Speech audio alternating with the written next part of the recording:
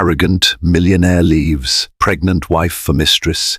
Years later, she returns with a baby secret. From the moment James Parker first laid eyes on the glamour and grandeur of high society, he wanted it all: money, power, and freedom. But ambition can be dangerous, especially when it eclipses matters of the heart. In this gripping story, we witness the downfall of a once happy marriage as James's arrogance drives him away from his pregnant wife, Addison, and into the arms of a calculating mistress.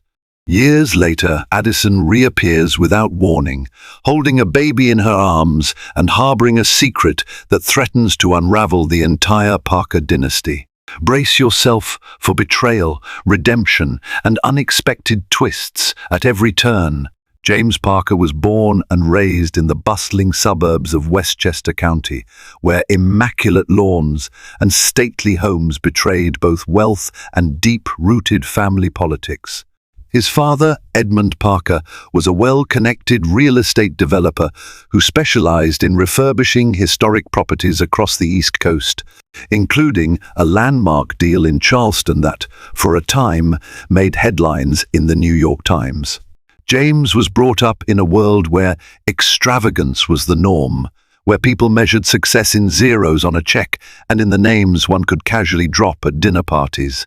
Even as a young teenager, James exhibited a talent for negotiation and a taste for extravagance. In high school, he drove a sleek Mustang while his peers struggled to pay for used cars. At the age of 19, he made his first major business deal by flipping a derelict apartment building his father had handed over to him as a learning project. Over the course of 2 years, James cultivated that small real estate flip into a thriving enterprise.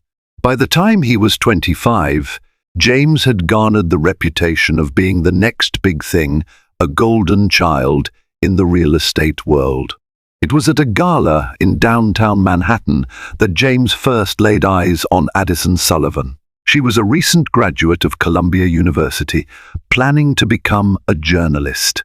Unlike the women James typically courted, those dazzled by his fortune, Addison was thoroughly unimpressed by his flashy lifestyle. When James tried to charm her with stories of private jets and lavish vacations, Addison simply smiled politely, sipped her champagne, and gently redirected the conversation to less boastful topics. For James, her indifference was electrifying, a challenge he hadn't experienced. It compelled him to chase not just her attention, but also her approval. Despite her initial skepticism, Addison eventually recognized there was something more to James beyond his bravado. He exhibited genuine curiosity about her aspirations, her passion for investigative journalism, and her small-town upbringing in Rhinebeck.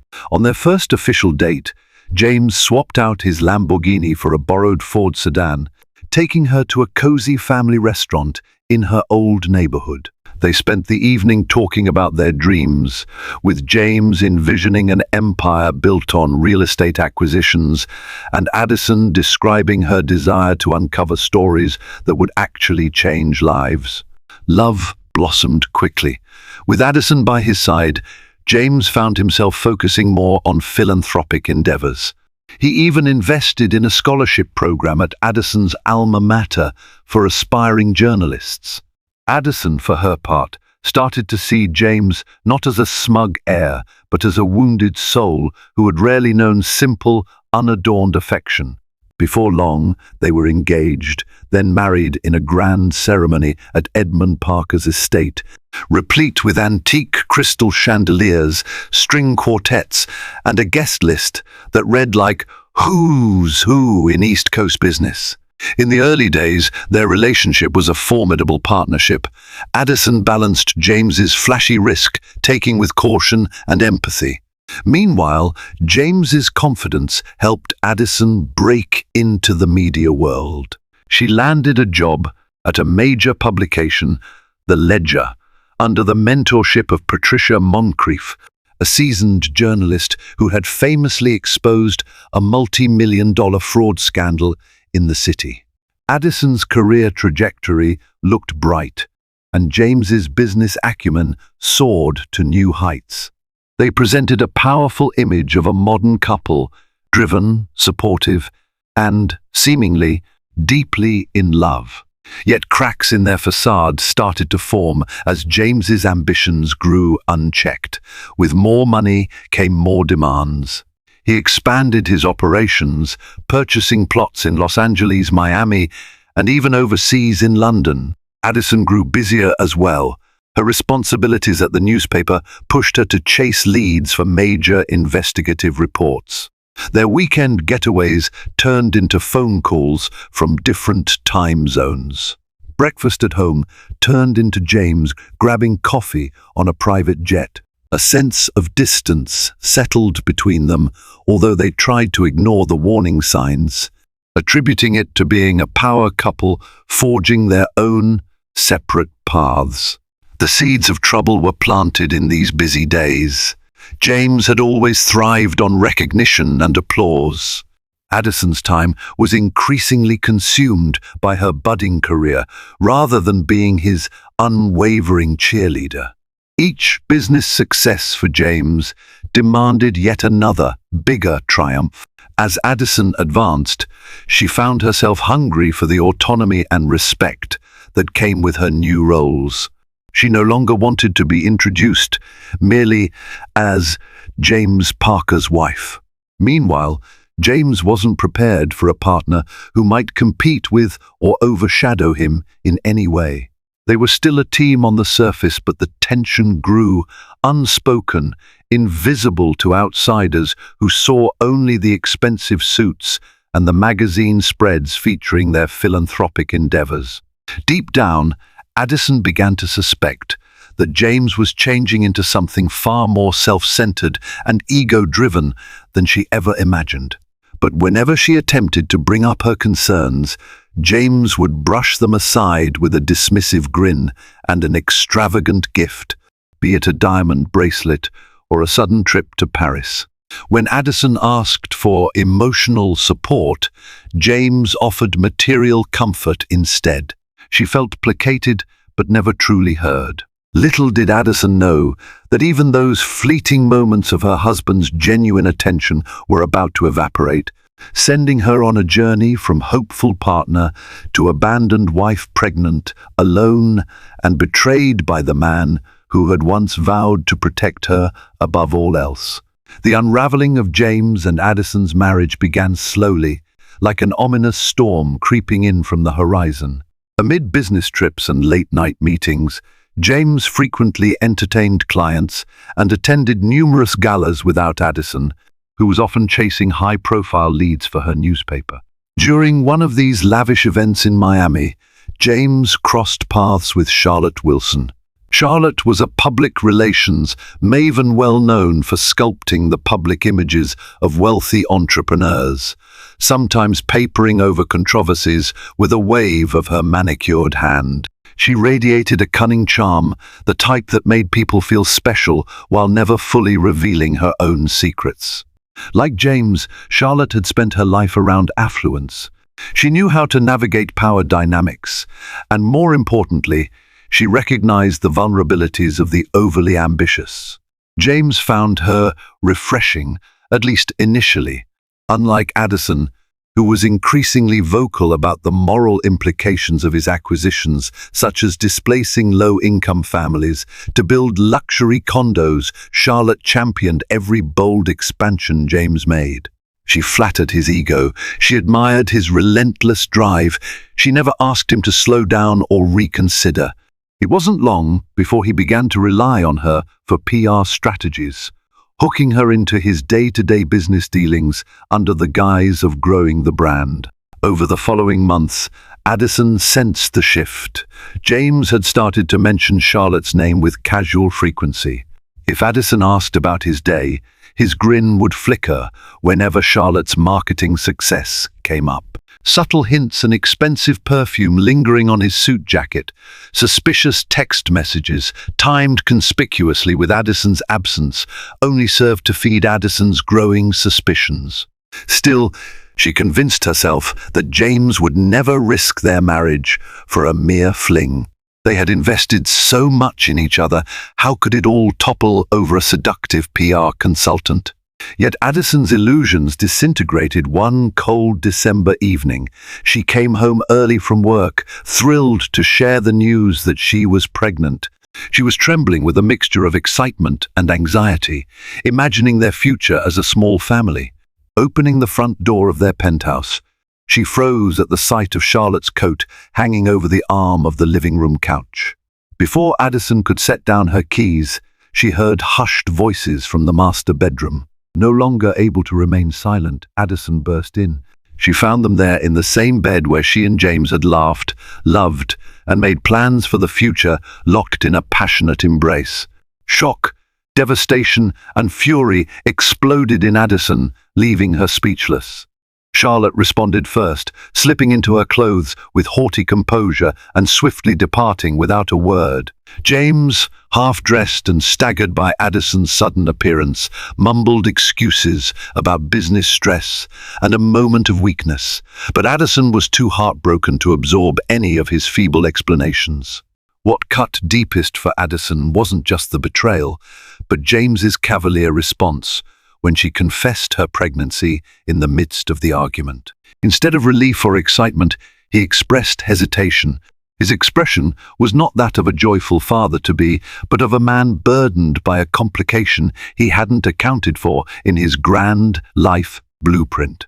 Addison was aghast, tears burning down her cheeks as she stared at the man she'd married, the father of her unborn child, who looked as though the pregnancy was an inconvenience. The argument escalated to shouting until Addison's voice cracked from exhaustion.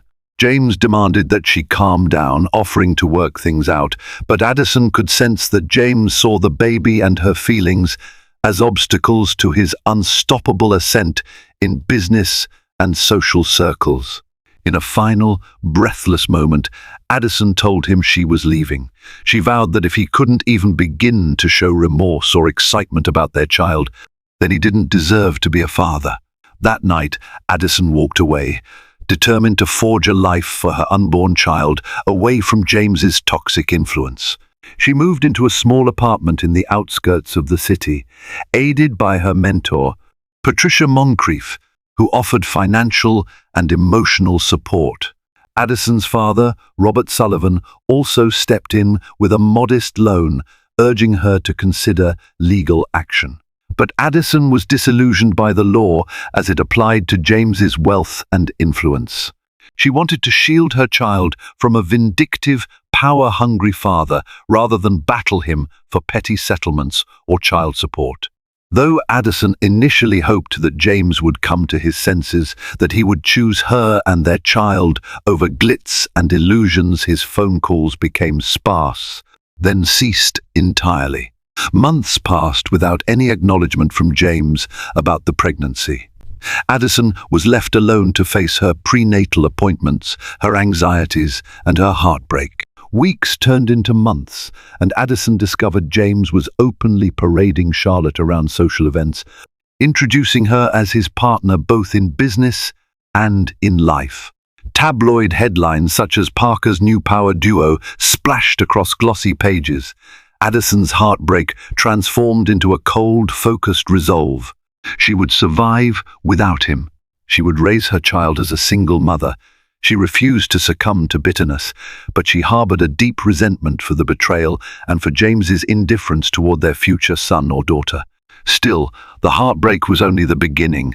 Life had more trials in store for Addison, but it also had unexpected blessings. Far away from James's empire, Addison began to rediscover her sense of purpose. Pregnancy became a transformative experience, and she realized she had to stand strong for herself and for the little life growing inside her.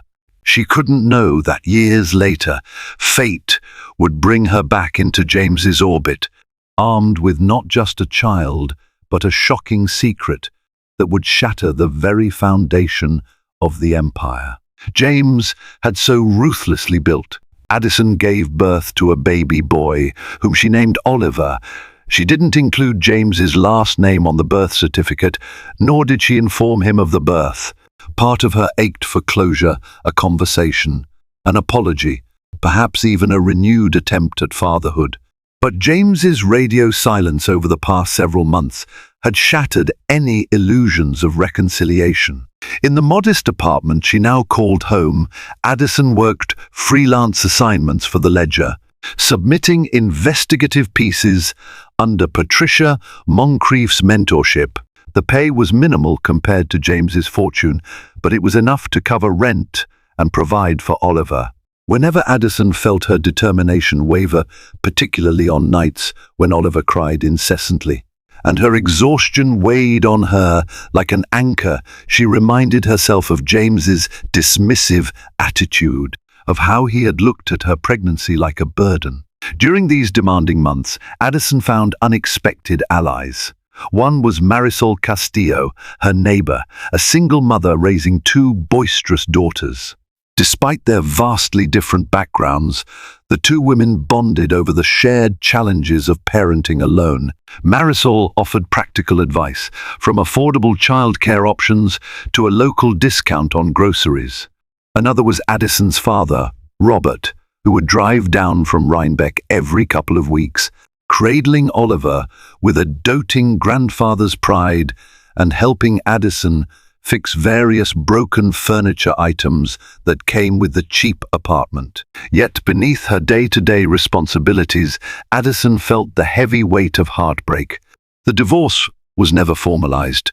James simply vanished from her life, seemingly more concerned with Charlotte and business expansions. Because Addison had left, James never filed any paperwork.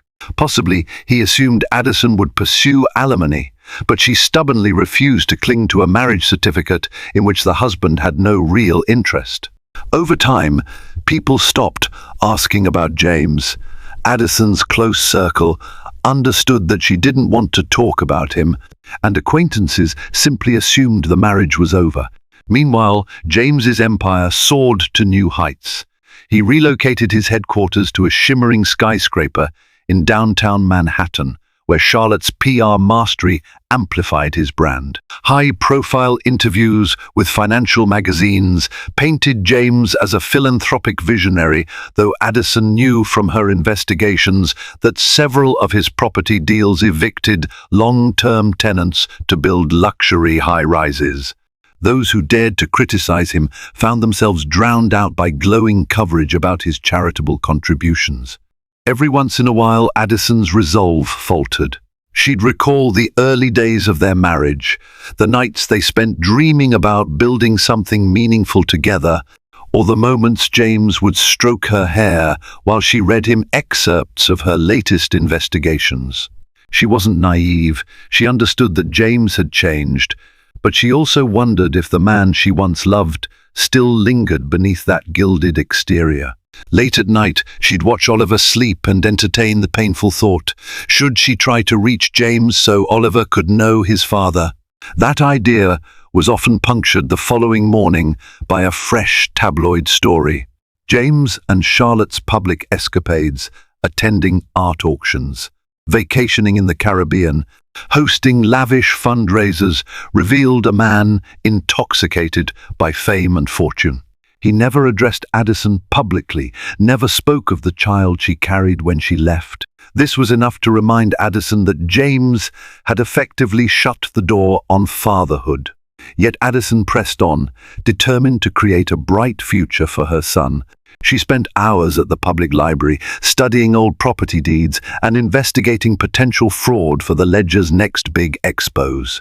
The piece she was working on could be a breakthrough, one that might catapult her into the upper echelons of journalism. Patricia believed Addison had the skill to uncover stories with real societal impact. She just needed her big break. That break arrived unexpectedly when Addison was assigned to investigate the financing of a sprawling commercial project in Midtown, a project with suspicious shell companies funneling money. As Addison dug deeper, she realized one of these shell companies was indirectly owned by none other than James Parker. Whether James was aware of the illegality or not, Addison discovered enough anomalies to suspect serious wrongdoing. A swirl of contradictory emotions stirred inside her. If she exposed James, she would potentially be tarnishing Oliver's father, though he'd never stepped up to that role. But Addison was a journalist first, and the truth was non-negotiable, especially if people were being deceived. In the midst of Addison's moral quandary, life threw another curveball. One sweltering summer afternoon, a phone call came while Addison was feeding Oliver mashed bananas. It was from a private investigator named Terence Bromfield, hired by an anonymous client. He wanted to verify Addison's address, her marital status, and Oliver's age. Addison's heart raced. She demanded to know who the client was, but Bromfield refused to disclose. After an anxious few days, Addison guessed that James was behind this. Perhaps Charlotte felt threatened by Addison's existence. Or maybe James was preparing to file for divorce, to sever any legal tie between them. Haunted by uncertainty, Addison resolved to expedite her investigation. She wanted to break the story before James or Charlotte could sabotage her. Simultaneously, she made a pivotal decision. If exposing James meant saving countless people from financial ruin, or worse, she had to follow through. Still, she worried about the repercussions for Oliver's future. In a perfect world, Addison imagined that someday James might change, realize the value of fatherhood, and reconnect. But that ideal was overshadowed by a sharper reality. Addison couldn't let sentimentality undermine her pursuit of the truth. Unbeknownst to Addison, a series of revelations and tragedies were about to unfold that would propel her right back into James's orbit, this time armed with more than heartbreak and resentment. Fate had a habit of bringing long-buried secrets to light, and Addison was about to learn that James Parker had even more at stake than she'd ever realized. 3 years passed in a whirlwind. Oliver learned to walk, then run, and then to clamber up chairs to reach cookies Addison tried to hide on the highest shelves. The toddler's energy lit up Addison's otherwise stressful life. Her investigative report on James's Midtown development scandal had been delayed. Editors at the Ledger worried that making accusations against a business magnate might open them to lawsuits. Addison's carefully compiled evidence lingered in editorial limbo. Meanwhile, James Parker rose further in society, culminating in a grand event. He was featured on the cover of Wealth and Influence magazine under the headline, "The Architect of American Prosperity." The fawning article depicted James as a bold innovator helping to rebuild dilapidated neighborhoods. Not a single mention was made of Addison. Indeed, James's narrative seemed deliberately curated to exclude any personal baggage. Charlotte was credited as his partner in PR and philanthropic pursuits, having launched Community Prosper, a charity that purported to invest in underprivileged communities, but in truth, Addison suspected it was yet another smokescreen for James's questionable financial dealings. Then, seemingly out of nowhere, Addison received a phone call from a lawyer named Jonathan Hendricks. He was representing James Parker, but he sounded strangely polite and almost apologetic as he requested Addison's presence at an urgent meeting. Startled, Addison initially refused. She was done playing games. Then Hendricks mentioned that the matter was of a personal nature involving Addison's legal status and Oliver's well-being. Addison's journalistic curiosity flared.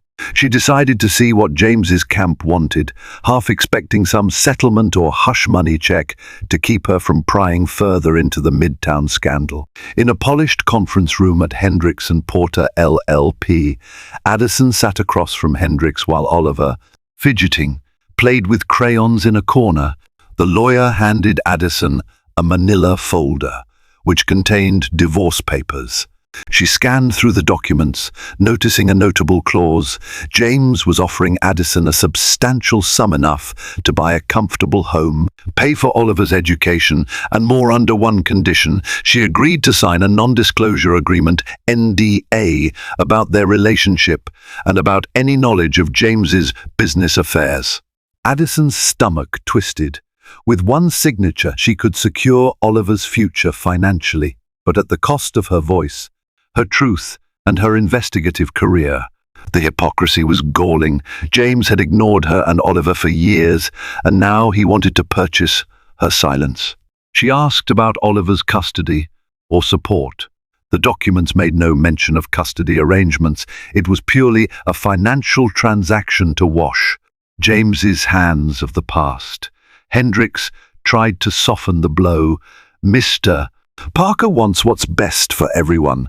He believes this is fair compensation, the lawyer offered, in a carefully rehearsed tone. Fury flickered in Addison's eyes as she recalled James's indifference when he discovered she was pregnant. Now he was placing a dollar amount on their child's worth. She slammed the folder shut and left, resisting the urge to deliver a scathing monologue. For days, Addison brooded over the proposition. The money would transform Oliver's life, guaranteeing him opportunities Addison alone might struggle to provide. But Addison's conscience rebelled. She had built her career on exposing injustices, not enabling them. Signing the NDA felt like a betrayal of her principles. Ultimately, Addison decided she wouldn't sacrifice her integrity or her investigative work. She tore up the divorce papers in a burst of defiance. As far as she was concerned, James could keep his dirty money. Shortly thereafter, Addison took a leap of faith. She reached out to her editor, demanded that the Ledger move forward with publishing her findings on James's Midtown project. Though the paper's legal team remained cautious, Addison presented fresh evidence from a whistleblower documents that strongly indicated James had manipulated property values through shell companies, inflating land prices before funneling them back into his own accounts. Armed with these revelations, Addison's editor began to see the story's undeniable potential. The piece was slated for publication in 2 weeks. Addison felt emboldened, certain this expose could be her ticket to a reputable investigative platform and possibly the impetus for legal scrutiny against James. Yet, as if sensing the impending blow, James launched a media blitz. Charlotte orchestrated interviews that painted James as the philanthropic savior of urban housing. The timing was too perfect to be mere coincidence. James must have heard whispers that something big was coming. To Addison's surprise, a few days before the Ledger's publication date, a letter arrived in her mailbox with no return address. Inside was a handwritten note that read, "Don't trust everyone at the Ledger. Some are loyal to Parker." The message was cryptic, but Addison felt a surge of anxiety. Could Charlotte or James have infiltrated the newspaper's editorial staff? It seemed far-fetched, yet Addison couldn't ignore the possibility. In a move to protect her work, Addison made backup copies of her research and kept them on a separate USB flash drive. She confided in Patricia Moncrief, her trusted mentor, about the anonymous note. Patricia agreed to meet Addison secretly in a secluded cafe to discuss strategy. As they huddled over coffee, Addison explained her fears of sabotage. Patricia reassured her, asserting that the Ledger maintained the highest level of journalistic integrity. Still, Addison couldn't shake the feeling that James's reach extended further than anyone acknowledged. Meanwhile, Oliver, now almost 4, continued to blossom. He had Addison's inquisitive eyes and her determined spirit. Every night Addison read him bedtime stories, making sure he felt safe and loved, feelings that money couldn't buy. Yet in the back of her mind, Addison knew the storm was only beginning. She braced herself for whatever James might do.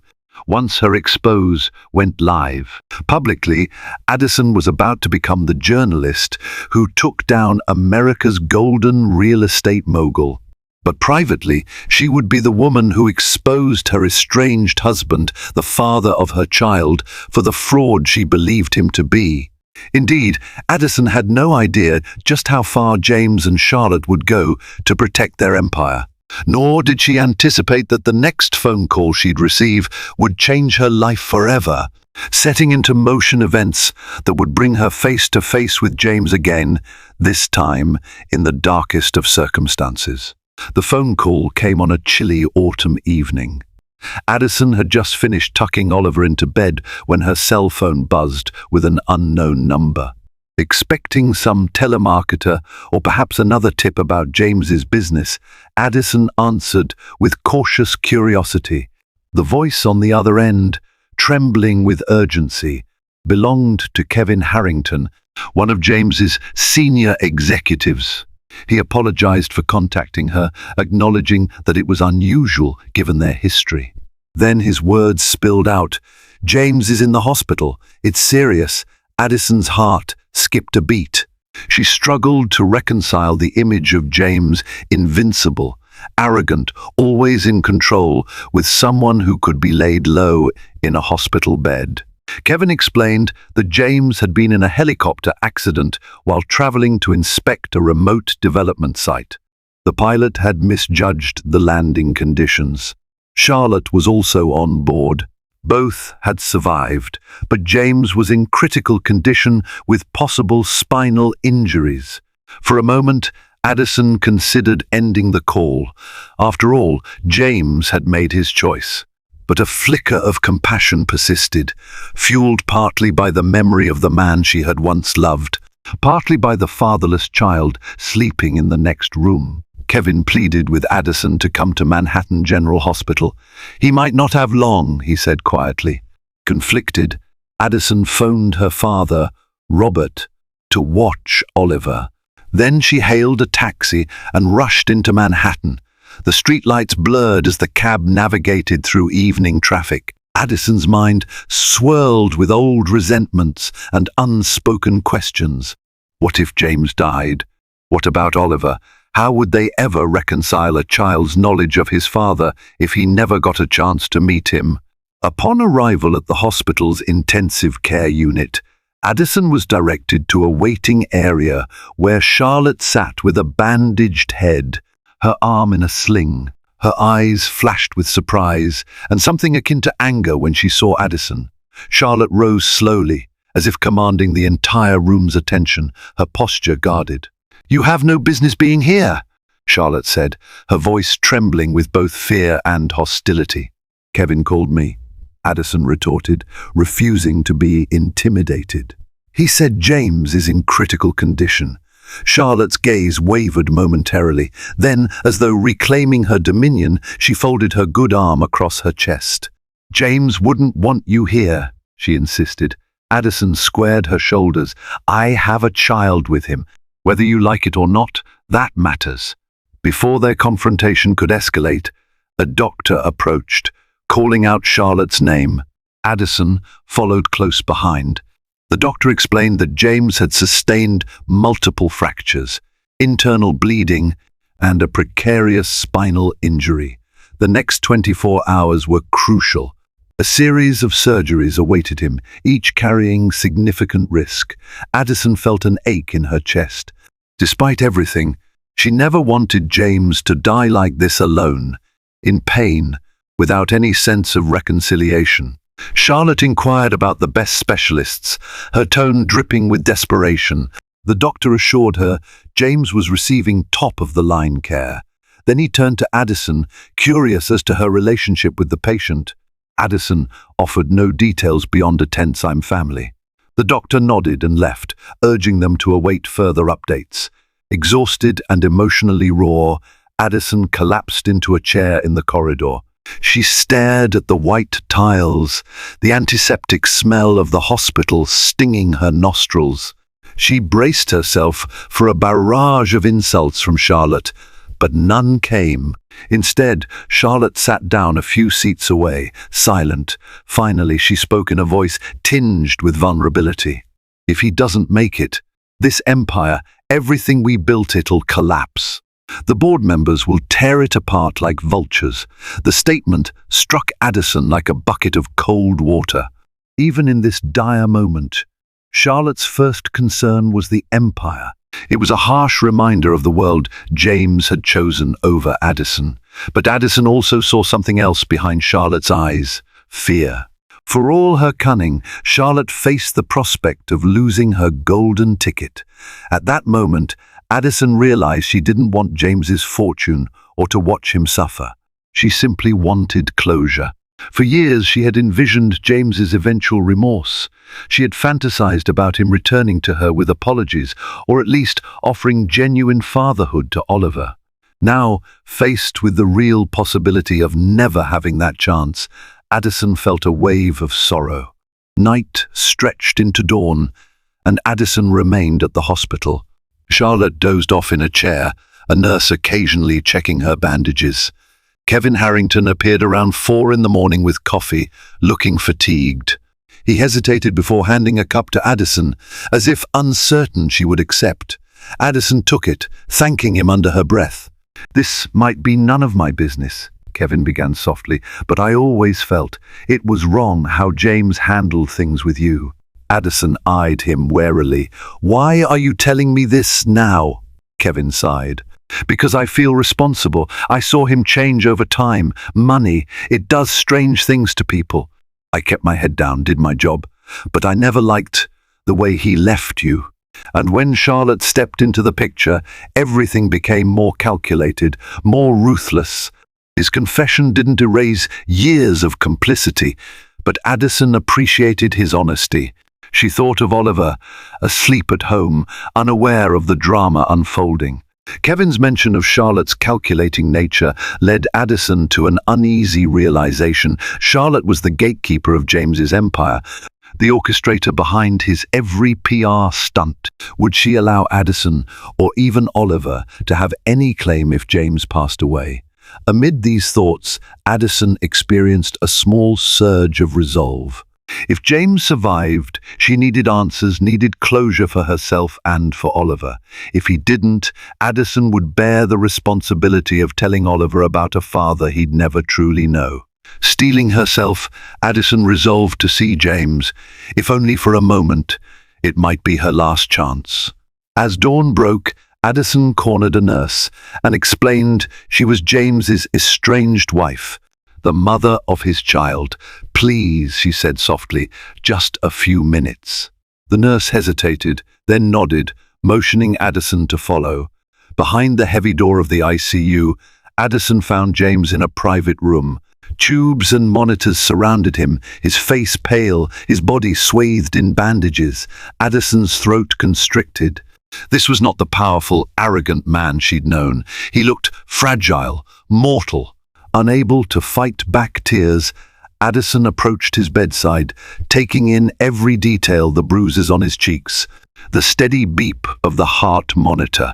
She gently laid a hand on his forearm.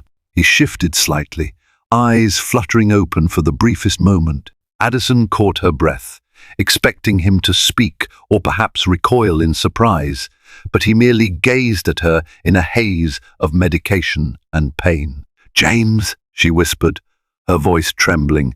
"It's Addison. I'm here." He made a faint noise, his lips trying to form words. She leaned in closer. Whether he recognized her or not was unclear. The medication and the injuries might have rendered him only partly conscious. But for that fleeting moment, Addison saw something akin to regret or longing in his eyes. Then his eyelids drifted closed again. Addison squeezed his hand, tears slipping down her cheeks. She recalled the young couple they once were, sharing hopes and dreams. It felt like another lifetime. In the sterile hush of the ICU, she found a quiet prayer on her lips. Let him live. Let them all have a chance to reckon with the past. She wasn't aware that outside, behind that closed door, Charlotte was listening. And that Charlotte, fueled by jealousy and an instinct for self-preservation, had her own shocking secret, one that threatened to upend everything Addison thought she knew about James, his business, and the child Addison had raised alone. Over the next week, James underwent multiple surgeries.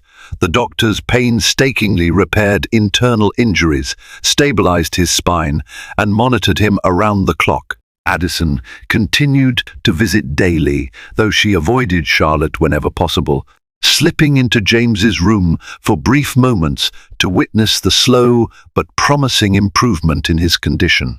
Each day, he grew more alert, able to speak in short, raspy sentences.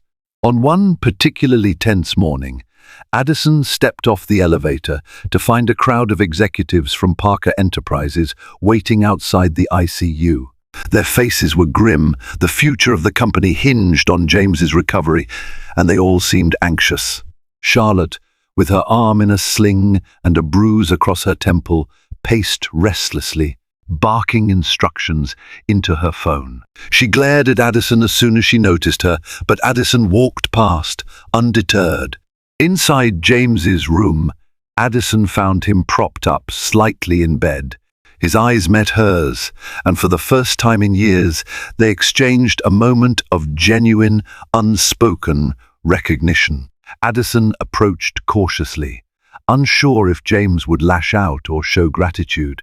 He spoke in a strained whisper. "You came." Addison nodded, unsure how to respond. "I heard about the accident. I wanted to see if you were all right." James tried to shift, grimacing with pain. "I'm not proud of how things ended," he managed, eyes flickering with shame. "I never reached out. I'm sorry." A lump formed in Addison's throat. She had rehearsed so many retorts over the years, yet they all evaporated in the face of James's vulnerability. Instead, she heard herself say, "I didn't come here for an apology."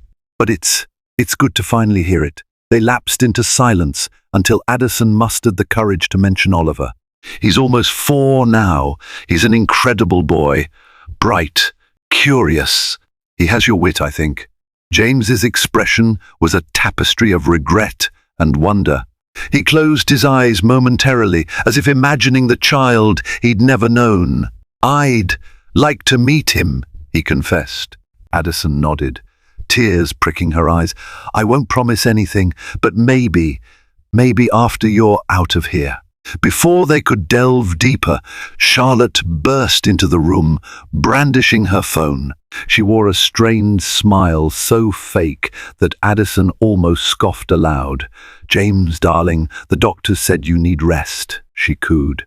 She shot Addison a glare that said, "Get out." Not wanting to cause further drama, Addison excused herself. Yet relief and caution warred within her. James wanted to meet Oliver, a step Addison had once dreamed of, but now she feared Charlotte's interference. Moreover, Addison still had her expose on hold, awaiting a final green light from the ledger. Could she release an article that might land James in legal jeopardy while he lay in a hospital bed? The next day, Addison remained uncertain about her next moves. She spent the morning taking Oliver to preschool, feeling guilty for being so preoccupied. As she returned to her apartment, her phone buzzed. It was Patricia Moncrief, her editor and mentor. "Addison, we have to publish the article," Patricia said without preamble. "Somebody leaked portions of your research to a rival paper. If we don't break this first, we might as well bury it." A cold dread settled in Addison's stomach. "How much do they have?" she asked. "Enough to run a compelling story, but not the complete evidence. We still have the upper hand, but we have to move quickly," Patricia replied. "We're going live on our website in 48 hours. Despite her personal entanglements, Addison understood the urgency. This was her job, her ethical duty. Yet it felt like she was about to detonate a bomb that would ravage James's life and potentially complicate Oliver's future relationship with him. After all, Addison wasn't just exposing a random corporate mogul. She was targeting her child's estranged father, who lay in a fragile hospital bed. Addison composed her thoughts, then drove to Manhattan General, determined to inform James of the impending article. She owed him that much. But upon arrival, she was stopped by two security guards stationed at the ICU. They insisted Addison was not on the approved visitor list anymore. Furious, Addison demanded to speak with James's doctor, only to be told that Charlotte Wilson had provided strict instructions to limit visitors to immediate family and board-approved personnel. Immediate family. The words stung Addison. "I'm his wife, legally," she wanted to shout, but the guard refused to listen. Addison left, fuming. Charlotte had effectively seized control of James's hospital room and his narrative. The only consolation was that James had already indicated wanting to see Oliver, which meant Charlotte was now blocking his wishes. That evening, Addison wrestled with her conscience. The story needed to come out. If James was complicit in fraud, letting him off the hook wasn't an option. Yet, a part of her remembered the regret in James's eyes and wondered if he deserved a chance to make things right, not just for Oliver, but for all the people potentially harmed by his business dealings. Could James rectify the situation if given time?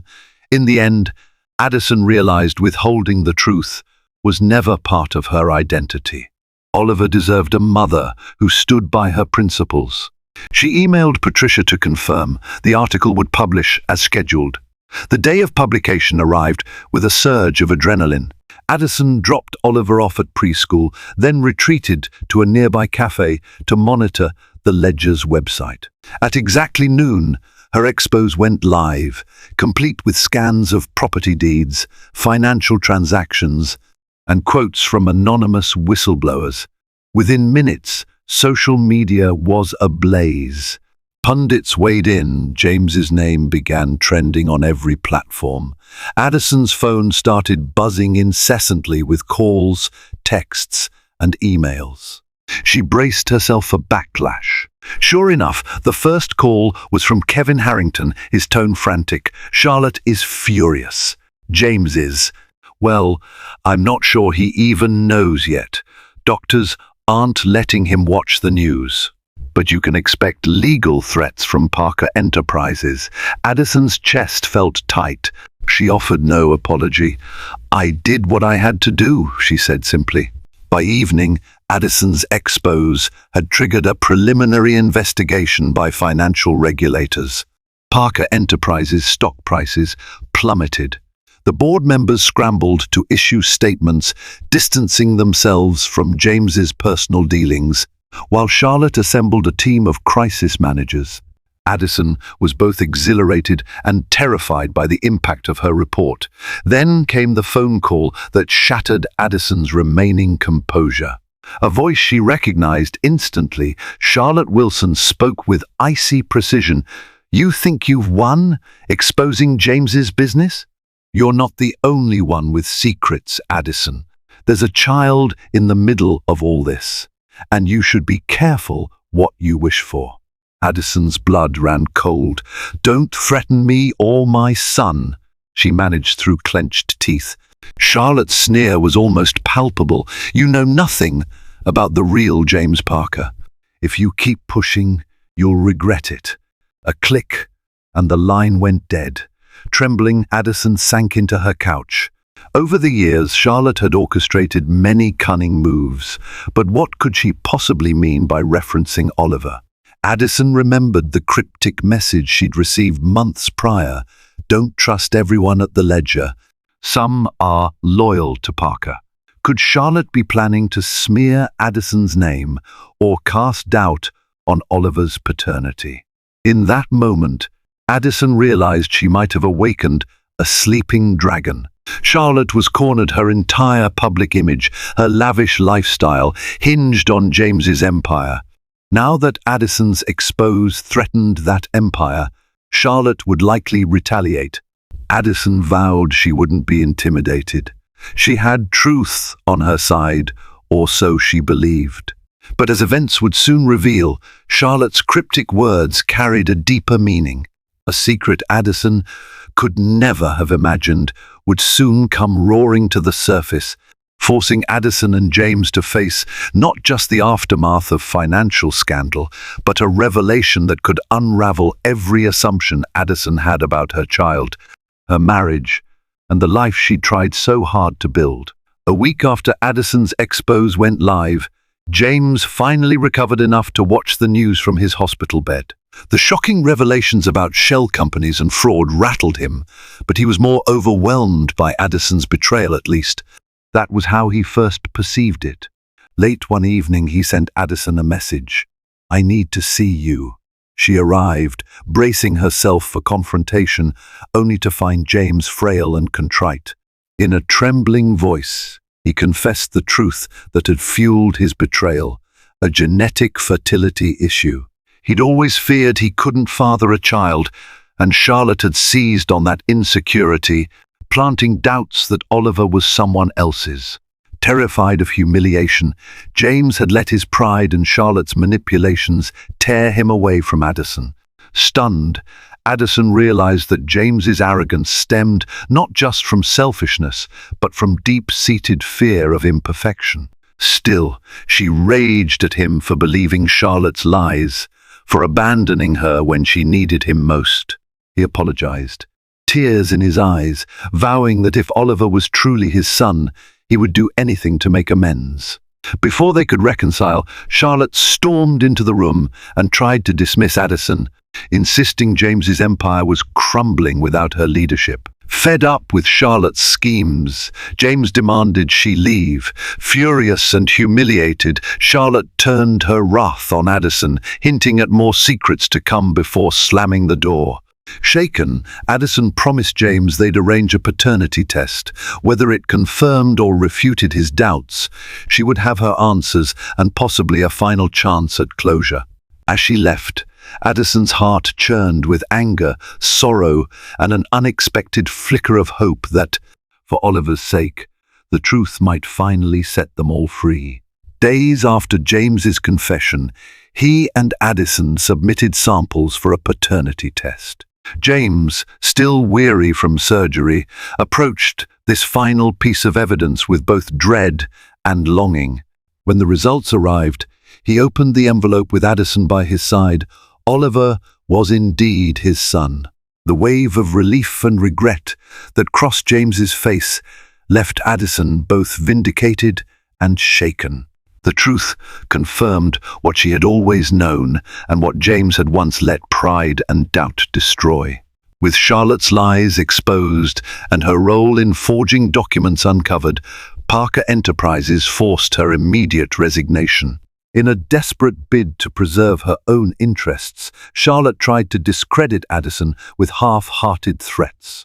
But the board stood firm, and regulators soon found themselves investigating not only James's questionable business dealings, but also Charlotte's deeper fraud. Disgraced and furious, she vanished from the public eye, leaving James to rebuild his legacy on his own terms. Now free from Charlotte's toxic influence, James focused on regaining his health and coming to terms with the damage he had caused both in his business empire and in his personal life. Instead of fighting the investigation from Addison's expose, he cooperated fully, selling off assets to pay restitution and distance himself from shady developments. Though some called his actions a desperate bid to save his reputation, Addison recognized genuine remorse behind them. It was a slow path to redemption, but at least it was honest. Once strong enough to leave the hospital, James invited Addison to bring Oliver for short visits, cautious introductions that left Oliver both curious and shy. While Addison watched them bond over toy cars and silly jokes, her emotions warred between relief and lingering bitterness. Her 4-year-old had spent his earliest years without a father, and no amount of guilt on James's part could erase that fact. Yet Oliver thrived on each new encounter, and Addison couldn't deny her son's happiness whenever James was around.